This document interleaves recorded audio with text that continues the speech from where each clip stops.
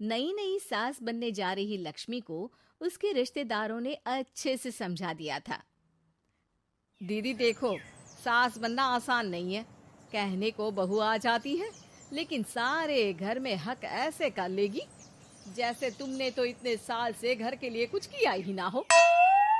और नहीं तो क्या, मेरी वाली ने तो घर का नक्शा ही चेंज करवा दिया था।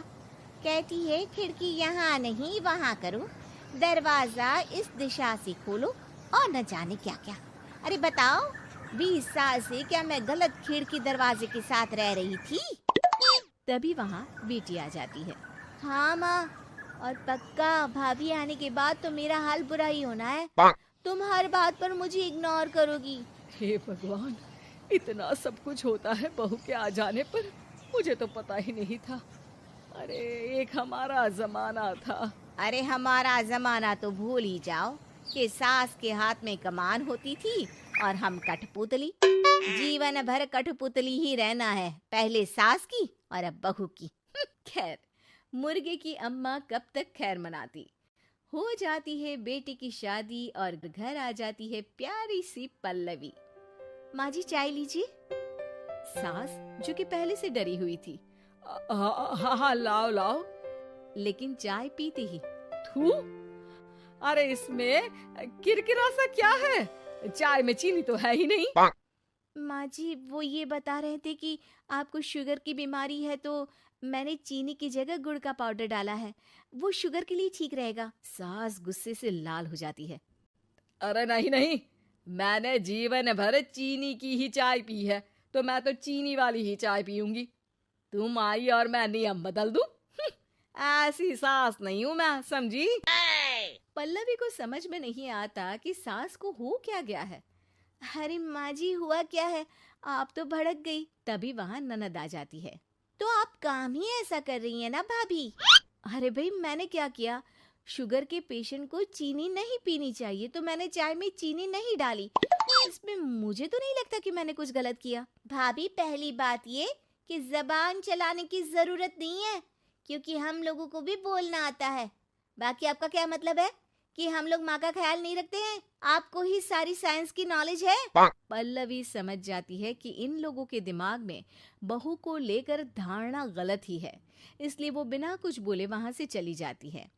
थोड़े दिनों बाद जब पल्लवी ड्राइंग रूम के पर्दे बदल रही थी, पंछी पन्नू उड़ती फिरूं मस्त गगन में, आज मैं आजाद हूँ दुनिया के चमन में।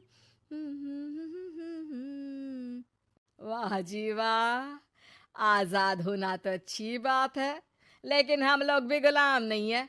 ये पर्दे किससे पूछकर बदले जा रहे हैं, जरा बताओगी?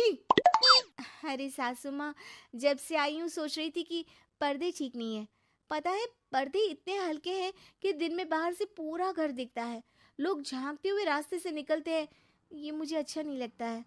अरे वाह जी वाह, 5 साल से तो ये पर्दा लगा है, तब तो लोगों ने झांका नहीं। आज तुम आई हो तो लोग घर में झांकने लग गए, क्यों? अरे भाभी, आपको ये तो नहीं लगता कि आप हीरोइन जैसी दिखती हो, या इतनी सुंदर हो कि लोग आपको झांक झांक कर देखते रहे?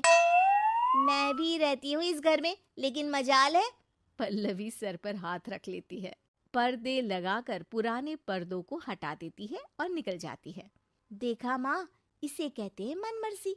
आपने मना किया, फिर भी भाभी ने पर्दे हटा ही दिए। ठीक है बेटा, शुक्र करना पर्दे ही हटाए हैं। अरे कहीं किसी दिन ये हमें ही ना हटा दे। ऐसे कैसे हटा देंगी, हम क्या पर्दे हैं? दिन बीतते हैं और एक दिन सास और ननद वॉक पर निकली होती है कि पड़ोसन, क्या बात है, आजकल तो आप लोगों की कोई खोज खबर ही नहीं है। तरस गए हम लोग तो। अरे नहीं नहीं, बस घर पर ही रहते हैं पहले जैसे।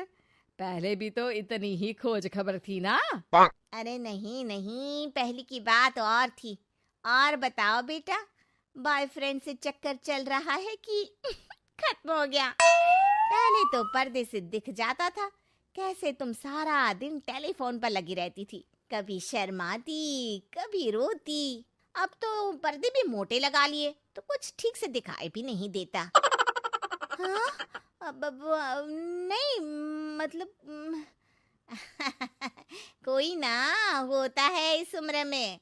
और बताओ बहन जी, बेचारी बहू से तो पहले रोज तानेबाजी होती थी आपकी। रोज देखती थी कैसे उस पर आप दोनों मिलकर बरसा करती थी। अब ठीक है ना वो? चल बेटा, ये औरत तो पागल हो गई है। अरे पागल नहीं, आदत हो गई थी। जब मन उबा तो आपकी खिड़की से झांक लिया करती थी। अब कुछ दिखाई नहीं देता तो। सास और ननद घर आती हैं, जहां बहू पर्दों को बदलने के लिए खड़ी होती है। अरे ये क्या कर रही हो? आपने ही कहा था ना पर्दे बदल देना। अब उस दिन तो उतारे थे, सोचा धो कर लगाऊंगी। आज सूख गए हैं तो लगा देती हूँ। तभी ननद चिल्लाती है, अरे नहीं नहीं भाभी, ठीक है ये पर्दे रहने दो। वो पर्दे कम, सीसीटीवी ज्यादा थे पड़ोसियों के लिए। समझ में आ गया अब आपको? हाँ हाँ, आ गया। अब जरा चाय तो बना कर ला दे। पल्लवी सास को चाय लाकर जैसे ही देती है, चाय पीकर सास झूमने लगती है और जमीन पर गिर जाती है। हाय रे भाभी, क्या मिलाकर पिला दिया माँ को, वो तो गिर ही गई। तभी बेटा डॉक्टर लेकर आता है। चेकअप के बाद डॉक्टर कहते हैं, ओ माय गॉड, इनका तो शुगर लेवल बहुत बढ़ गया है। क्या ये चीनी खाती है? हाँ डॉक्टर साहब, मैंने कई बार इनको चीनी की चाय और मीठा के लिए मना किया, लेकिन ये मानती ही नहीं। माँ को कुछ होगा तो नहीं ना? वो ठीक तो हो जाएंगी ना? अरे बहू की बात नहीं मानती तो क्या बेटी की भी नहीं मानती है ये? बेटा, आप नहीं रोकती अपनी माँ को चीनी की चाय और मीठा खाने से? बेटी क्या बोलती, उसे वो दिन याद आ जाते हैं जब उसने भाभी को इस बात के लिए भला बुरा सुनाया था। डॉक्टर के जाने के बाद, भाभी मुझे माफ कर दो, लोगों के कहने में आकर हम लोगों ने आपसे बहुत बुरा व्यवहार किया, जबकि ससुराल वालों को ये समझना चाहिए कि घर बहू का भी होता है।